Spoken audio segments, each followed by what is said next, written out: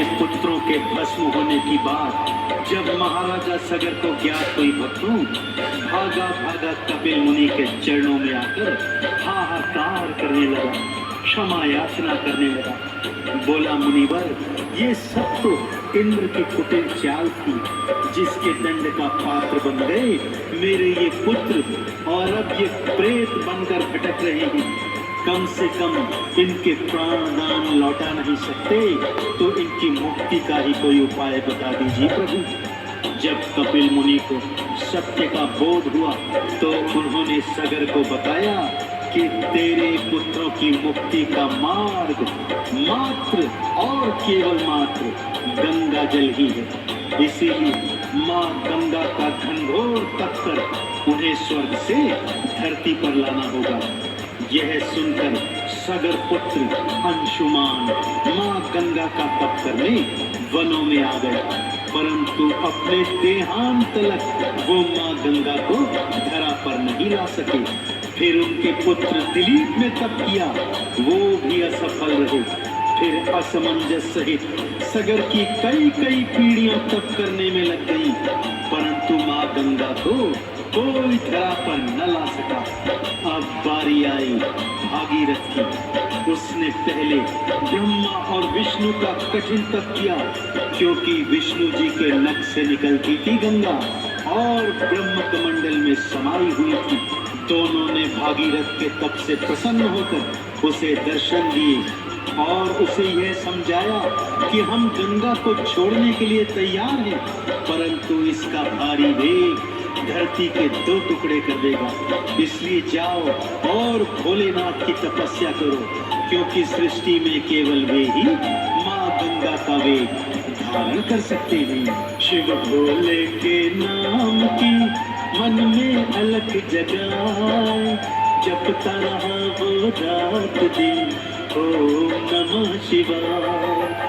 दर्श दिखाओ शंकर जी, करता हूँ आह्वान, दर्श दिखा कर दे दीजिए मुझको अभय वरदान। शिव शंकर भगवान कोटि कोटि प्रणाम, शिव शंकर भगवान कोटि कोटि प्रणाम। भागीरथ के भारी तप से प्रसन्न होकर भगवान भोलेनाथ ने उसे दर्शन दिया और वरदान मांगने को कहा। तब भागीरथ ने दोनों हाथ जोड़कर प्रार्थना की, हे प्रभु, मेरे पुरखों का उद्धार अब केवल आपके हाथों में है। वो प्रेत योनि में भटक रहे हैं और माँ गंगा का जल ही उनकी मुक्ति का उपाय है। ब्रह्मा जी और विष्णु जी माँ गंगा को मुक्त करने को तैयार हैं, परंतु माँ का भारी वेग धरती माँ सहन नहीं कर सकेगी। इसलिए प्रभु, केवल आप और केवल आप ही माँ गंगा के भारी वेग को धारण कर सकती हैं। इसलिए प्रभु, मेरा कल्याण कीजिए और माँ गंगा का भारी वेग धारण कर लीजिए।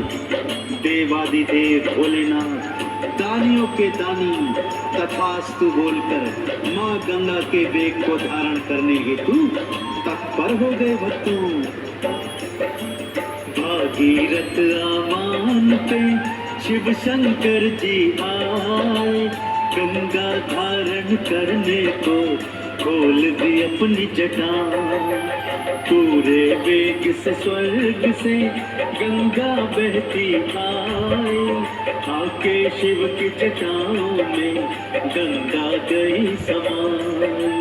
शिव शंकर भगवान कोटि कोटि प्रणाम, शिव शंकर भगवान कोटि कोटि प्रणाम। श्री हरि के नख से निकलकर ब्रह्म कमंडल से होती हुई माँ गंगा धरती की ओर बहकर आ रही है भक्तों, और मार्ग में खड़े हैं देवादिदेव भोलेनाथ अपनी जटाएं बिखराए हुए। माँ गंगा सीधा आकर भगवान शिव की जटाओं में समा गई और भगवान शिव ने माँ गंगा के वेग को अपनी जटाओं से बांध लिया। फिर भागीरथ के उत्थान को माँ गंगा की 3 निर्मल धाराएं धाराएं भगवान शिव ने छोड़ी।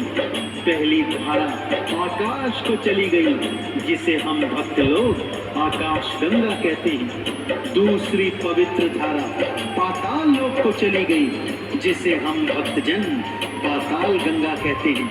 और तीसरी निर्मल धारा भागीरथ के पीछे पीछे बहकर गोमुख के रास्ते धरती पर आ गई तथा ऋषिकेश हरिद्वार होती हुई ज्यों ही सगर पुत्रों की राख से मिली, प्रेत बने सगर के पुत्र प्रेत योनि से मुक्त हो गए तथा वैकुंठ लोक को चले गए। तब से यह प्रचलन है भक्तों कि मृत मनुष्य की दाह संस्कार के पश्चात उसकी राख माँ गंगा के पावन जल में बहाई जाती है, जिससे आत्मा को मुक्ति मिलती है और उसे वैकुंठ लोक में स्थान प्राप्त होता है। भोलेनाथ ने भागीरथ का उद्धार किया और भागीरथ ने भोलेनाथ का नामकरण कर दिया गंगाधराय।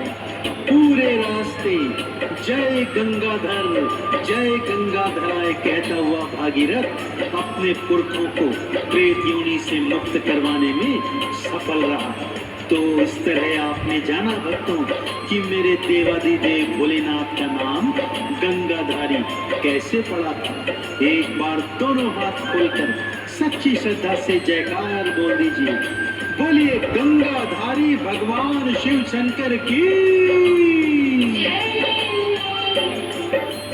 गंगा जल में पुरखों की राख जूही मिल जाए, भागीरथ के पुरखे सब तुरंत मुक्त हो जाए। गंगाधर के नाम से शिव भोले कहलाए, आओ गंगाधर शिव को चंदन तिलक लगाए।